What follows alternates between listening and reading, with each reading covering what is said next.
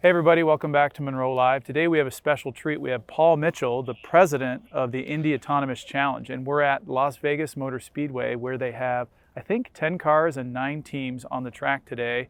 They're doing some testing and there's a huge amount of teams, and I really want to know a little bit more about how this started, where you're at now, and what the future looks like for the Indy Autonomous Challenge. Yeah, great. So Indy Autonomous Challenge has been around for more than about 2.5 years now.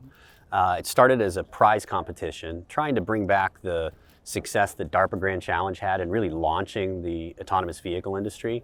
So we put a call out to universities around the world to form teams that could develop software algorithms capable of piloting fully autonomous race cars. Then we had the challenge of building the race cars. We built 10 of them.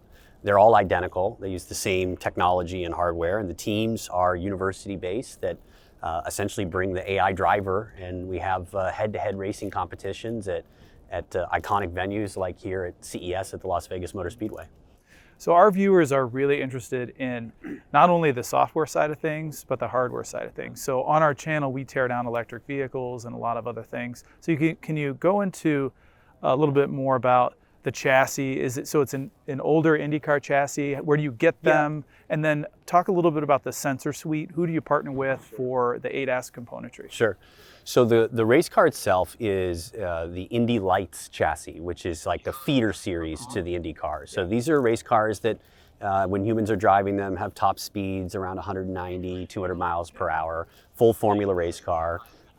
We had the challenge of converting them to autonomous by basically taking a full ADAS autonomous stack and installing it into the cockpit where normally the driver sits. Yeah. In terms of what technology and hardware is on the car, we have 3 LiDAR units provided by Luminar. Mm-hmm. We have 3 radar units. We have 6 cameras. Mm-hmm. We also have 6 different GPS, GNSS units. VectorNav is our supplier for that.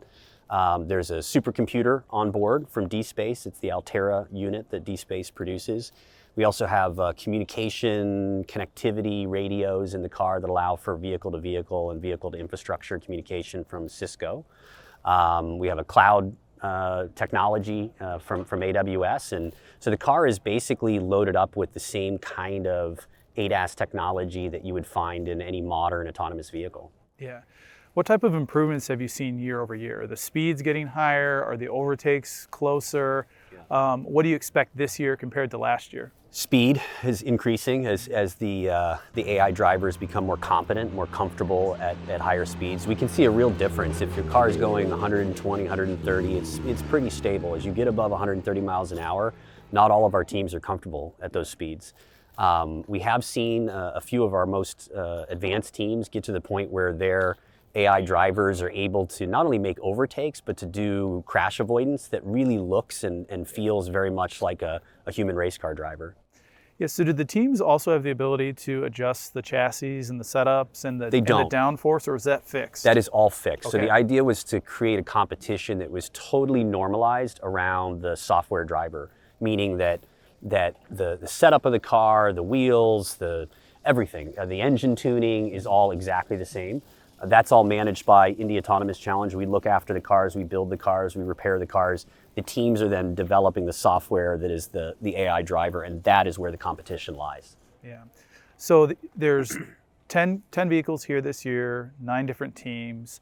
Is there any powerhouse teams? Is there any underdog teams? Can you give me an assessment of the different universities that are here, and what's your thoughts on some of those groups? So in terms of powerhouses, we have 2 teams that have won our previous 3 competitions. Those are Technical University of Munich and Polytechnic of Milan, or Polymove. And Polytechnic of Milan is actually partnered with University of Alabama. Yeah. So those 2 have had the most success on the track. We have other teams that are very strong. They've done, very high-speed maneuvers. TII Euro Racing, which is from University of Modena, and Technical Innovation Institute out of Abu Dhabi. Korean Institute for Science and Technology has a very strong team. And then from the U.S., we've got a few teams that are kind of the underdogs that are pushing and getting closer to catching up with the others. University of Virginia, a team that's made up primarily of undergraduate students and a few graduate students from MIT, Pittsburgh, Rochester Institute for Technology, and University of Waterloo. So it's a mix of 4 different universities that have come together. But really, all of our teams are the best and brightest minds from around the world in AI and computer science and robotics. Yeah, that's great. And so this is a large 1.5 mile oval. I'm used to seeing NASCAR in here. I'm a big NASCAR fan. But do you do any road course racing? Is that in the plans? We have not yet. So it's a different challenge. The initial objective of Indy Autonomous Challenge was to demonstrate purely high-speed automation and overtaking, and that's probably best done on ovals. It's a more controlled environment. We do have plans to transition to road courses, and we're going to be actually announcing here at CES where those competitions are going to take place. We're pretty excited. Yeah, very cool. And do you see a point in the future, and if you do, when, will one of these autonomous Indy cars perform at a level that's higher than a human driver? I think that's going to take a while, right? I think that there are things that human drivers can do, human race car drivers, I should say, that really are just based on, that human ability to make decisions and take risks. We're seeing improvements. I'd say maybe in a decade we could be at that point. That said, we are already well beyond the point of what the average human can do. So there's only the most elite race car drivers can operate these kinds of vehicles at speeds of 170 miles an hour. So we're already kind of showing that AI is capable of doing what, the top humans can do. Yeah, that's very cool. Awesome. Well, Paul, this has been a great overview. I really appreciate it. It's great seeing the track and all the teams working so hard on these cars. It's really kind of a great thing you're doing, and hopefully our viewers get some value out of this. I know we have a really technical viewership, a couple 100,000 people that love seeing cars come apart, and this is really great what you're doing. So thanks a lot, Thank Paul. you. I really Awesome. appreciate it. Thanks for coming by. Yeah, no problem.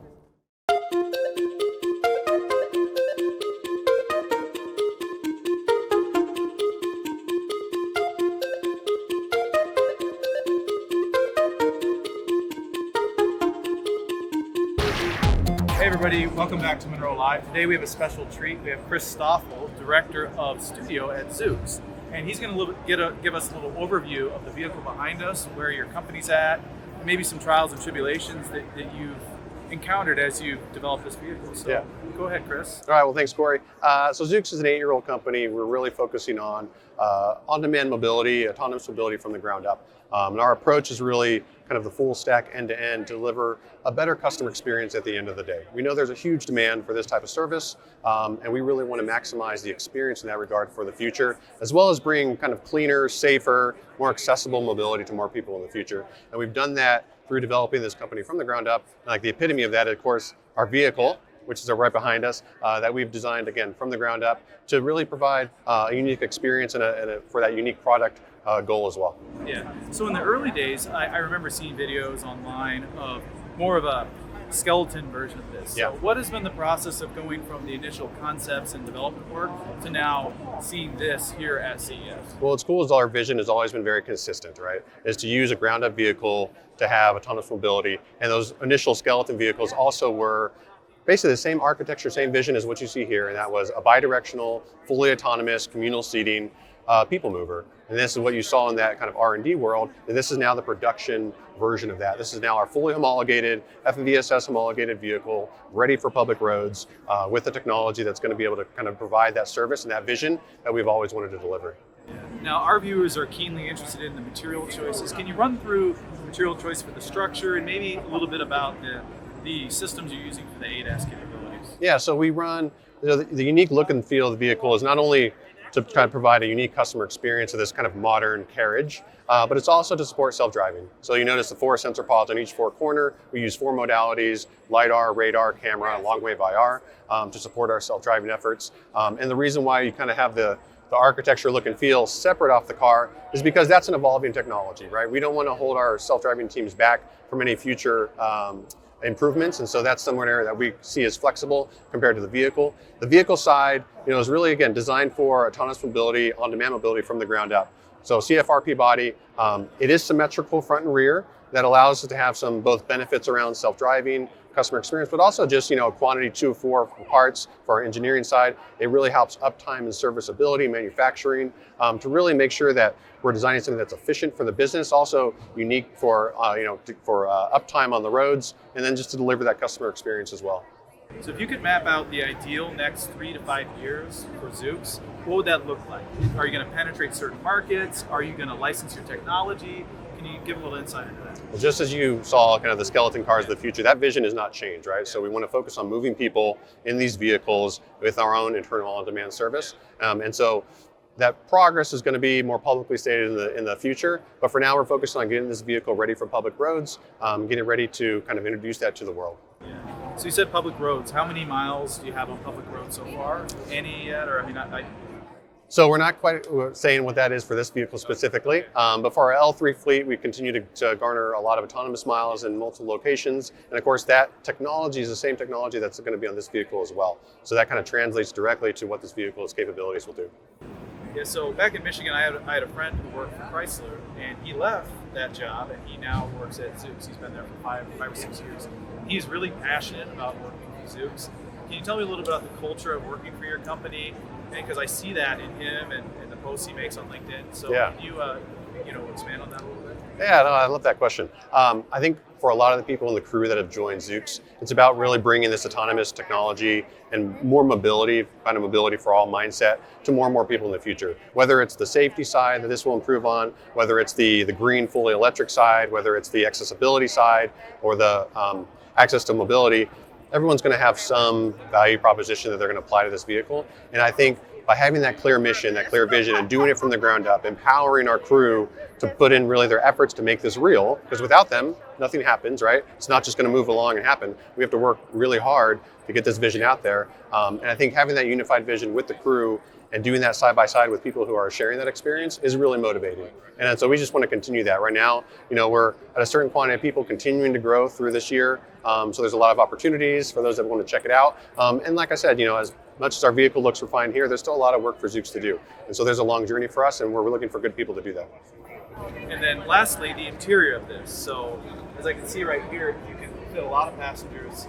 You can sit on either side. Can you explain a little bit about what went into the interior design and what can users expect to experience in this vehicle? Yeah. So when we look at on-demand mobility, they're usually pretty short rides, 5 to 15 minutes, hop on and off, right? At most, you may be going to the airport, which takes a little longer. But the majority of rides are 4 people or less.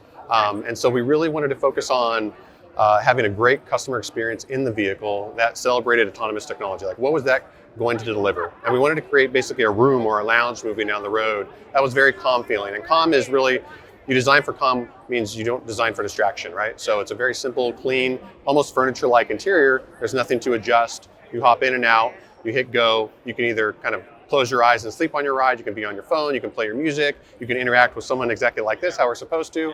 And that's really, I think, to give people time back. You're not having to focus on the drive. You're not having to focus on what the driver's doing or what's happening. This is just your space moving down the road. You can make it your own, right? So it's all the benefits of your own car or on-demand vehicles, but wrapped up in one. That's really what we wanted to go for.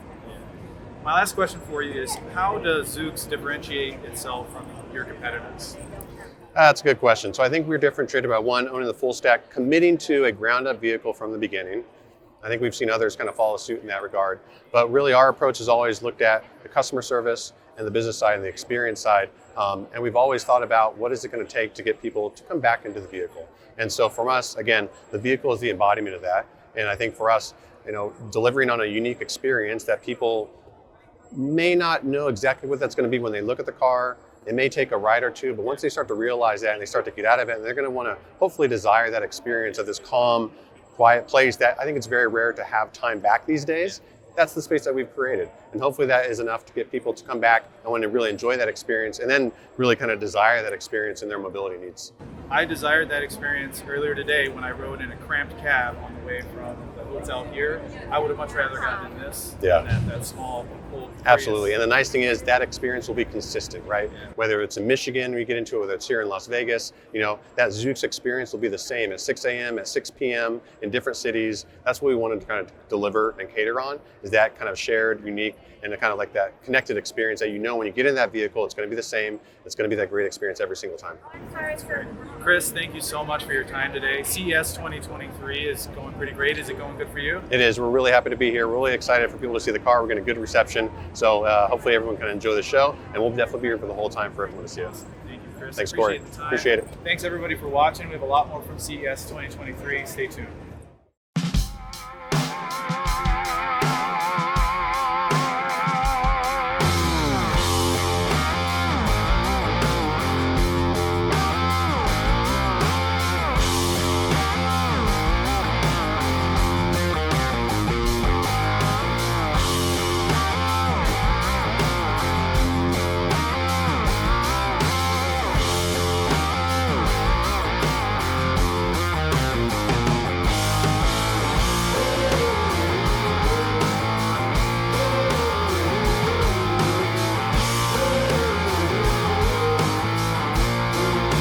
And we're ready to go.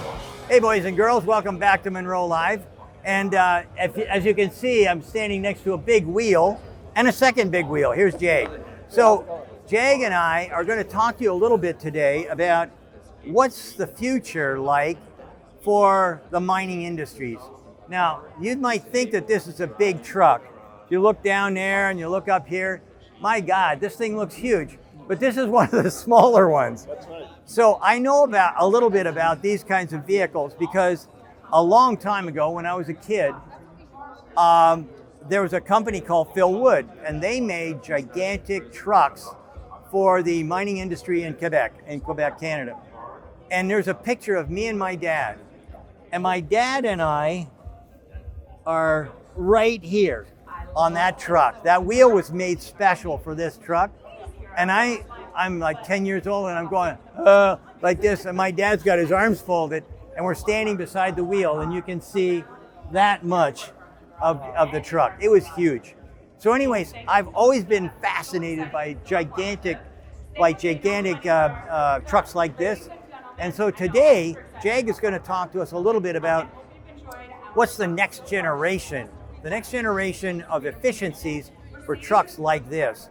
And it's autonomy, right? So yeah, autonomy is the future. So Caterpillar has actually been in the automation or technology business for about the last 30 years. 1980, working with GPS, and we actually showcased the 2 autonomous trucks in a Cory environment in Mine Expo 1996. But the technology wasn't quite there. A lot of mechanical buttons to get things going. And then we got into the DARPA challenge, and that's where we partnered with Carnegie Mellon and kind of developed some of this technology from them. And then we came second and first, I believe. No kidding.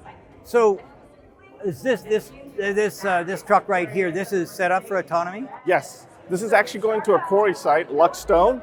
It's a family-owned, probably one of the largest family-owned Cory and aggregate companies. And this is actually heading there. So this is the start of it. And this, like you mentioned, this is one of our smaller trucks, 100-ton, short-ton payload capacity, and we go up to 420 tons. 420, so it'd be basically four times the size of this. Yeah, if you look at this, it's about 15 feet tall, about 17 feet wide, and our largest truck is about 22 feet tall and about 34 feet wide. Oh, there you go. Yeah. You're not probably going to park that in your driveway. No, and customers, what's interesting about automation and the Caterpillar truck and the brand itself is these trucks, this is how companies make money, right? Yeah. And these run 24/7, so these, not only has the hardware have to be robust, but all the components. And we've actually been running for the last 10 years. And a lot of people don't know that, and that's why we're here. Yeah, well, I'll tell you, letting everybody know is a good thing. A better thing, though, is the actual technology itself. And here's the deal. When you have trucks like this, and they're carrying heavy loads, and they're in I would say, a very dangerous environment, having an operator there sometimes isn't your best option. Sometimes people get tired, sometimes they sneak in drunk, all kinds of things can happen. So at the end of the day, having something like this that's running autonomously could make a huge difference in your efficiency in getting the job done. Not only that, as you move through different tracks and whatnot inside the mine open pit or in a mine shaft, the other thing that happens is you've also got the ability to run into a wall or something. In this case, with autonomy, it's all done someplace You else. hit on two important things, safety and productivity. Yeah. Right? I've actually driven one of our largest trucks in a productive environment before we rolled out autonomy, so I understood what the safety benefits are. And when you're operating these trucks on a 12-hour shift, probably have 2 breaks, 20-minute lunch, you're not running to get back into this truck to be productive. Yeah. At the start of the shift, you're super productive, but at the end of it, you get tired, you get fatigued, you slow down, and then when you get into nighttime driving or operation, the radio chatter goes down and you're wondering if people are paying attention. And these trucks, they don't care, right? There's nobody in the cab, and if you look at automation and other companies out there, we have a cab, but these trucks have nobody in them. So let me There's ask- nobody to intervene. I was going to ask about that. If it's autonomous, why build a cab? The cab is expensive. We worked on actually your cabs to cost reduce them and whatnot. But if there's nobody in it, why bother? Well, customers want to have the flexibility to be able to operate the truck. And if there's a mechanical breakdown on the truck, they can kind of get it on a low bed and take it off as well. And there's probably certain applications to put quick gravel down. It's easier to just throw somebody in there and put it down and get them out of there. And you can actually switch these trucks between autonomous and manned or staffed operation easily. There's a switch in the cab and you just push it and you're ready to go. Well, I think that'd be a great for a start, but ultimately, yeah. Anyway, and it'd be a cost reduction. Can we go upstairs and have a peek? Okay, let's go up and see what we can do. So as you can see, here's some of our components. We have high precision GPS. That would be way up there. Yep, and then we got our LiDAR system, and you've probably seen this before. Yeah. But CAT has the IP for this in mining, and we've hardened this over the last 10 years because it has to be robust, it has to run 24/7, and we can't have this coming down because of the LiDAR. So like we said, we have our own IP. We actually train our LiDAR as well, like fog, dust, rain, dense snow, because this running in the oil sands where it gets to like minus 40 C, which is minus 44, this has to run. And then we have Western Australia where it gets super dusty, and you have the fog conditions. So we've gathered a lot of data and we train our LiDAR. Yeah. So before it was primary, we got radar as well. Yeah. It used to be primary, but now we have LiDAR as our primary driver and the radar for long range. Just out of curiosity, iron dust and radar usually, or LiDAR, doesn't really get along. How do you get around the issues associated with iron dust? So I would say time. So when we started 10 years ago, we'd slow down a lot for the dust clouds, the density. But now with the combination or the sensor fusion of these two, and the training of the LiDAR, we can map through it pretty quickly. Well, I don't want to hold up the line. Maybe we could just sneak up. Oh, we didn't sneak fast enough. Yeah, so it looks like any other cab that we have, and we just have a switch right here to switch between autonomous and manual. Okay. Pretty forward like that, pretty easy. So this is an emergency stop button. What would that be for? If you're driving and doing test cycles or something, and you need to hit the stop the truck, you just hit that button. Okay. When we're doing some validation. It's because this is one of our trucks that are at our Tucson Proving Grounds where we do all our validation. So this is a validation truck. So as soon as it's done here, we're going to send it straight in the dirt. Okay, so right here we've got a couple of screens. I'm not sure about this truck, but I know that in some of the trucks I've been in, this would give you a visual of what's going on at usually the front wheels or something like that. Is that what's happening here? Yeah, these are mainly displays for different functions for when you're staffed or manually operating the truck. Yeah. And they have object detection when you're driving it staffed. It shows up the camera. If there's we have radars on the side. If it picks up something, it kind of shows what's out there. Yeah, yeah. So when this is running autonomously, is it true autonomy, or is it like a drone where you're manipulating it in an area somewhere other than the truck? So when a truck gets to a loader and the material falls in the bed, the truck knows what material it is, and then we have an overarching assignment engine because the material has to go to certain dumps or crushers. Yeah. So then it gets an assignment from our assignment engine, and then it makes its way to the. So it's it is totally autonomous then. It's not it's not being manually adjusted. No, it's fully autonomous, and like with other autonomous vehicles out there, you have Google Maps or something to get you from point A to B. Yeah. So that doesn't exist in mining environment. Right. So we have a virtual map of the lanes, and the truck knows how to get from A to B. And as it's getting to critical intersections, it'll ask the Simon engine, is this the best path for me to go? There may be a larger queue at one place, and if it's not, it'll reroute it to another destination. I see. So underground, would the same system work? Like now you got dirt all the way around. What do you do there? That is like a for surface automation, you have to have open sky to satellite technology, and you can also do dead reckoning for a few seconds as well. But underground is like their own ground-based GPS system. So anyways, it sounds like we're gonna move. But anyways, again, this is a very expensive cab, and sooner or later, I'm sure, this is gonna disappear. And it'll save you a shitload of money. So anyway, let's get out of here, and let's talk a little bit about maybe the future. Okay, so we had a chance to look at what's existing today with CAT, with the autonomous driving vehicle and stuff like that. But really and truly, every government on the planet wants to get rid of these magnificent, gigantic diesel engines and put something else in place. So has CAT looked at anything down the road that might be like this? Yeah, so we actually showcased our prototype battery electric truck. It's our 250-ton truck. We actually showcased it about a month ago. Oh, yeah? And we're going to do early stage testing next year at actual mine site. Cool. So on that early stage truck, I'm pretty sure you're not going to have enough batteries to put in it. So what type of charging? Are you going to use a line charger, or is it going to be... Exactly, line. Yeah? Yeah, so you charge while moving, pretty much what we're going to do. So we can harness some of that energy going uphill, and then charge the batteries while we're going downhill. Yeah, and that's actually what we found when Cory and I crossed about the Rocky Mountain. Actually, we had several different mountain ranges. Going up, sucked it dry.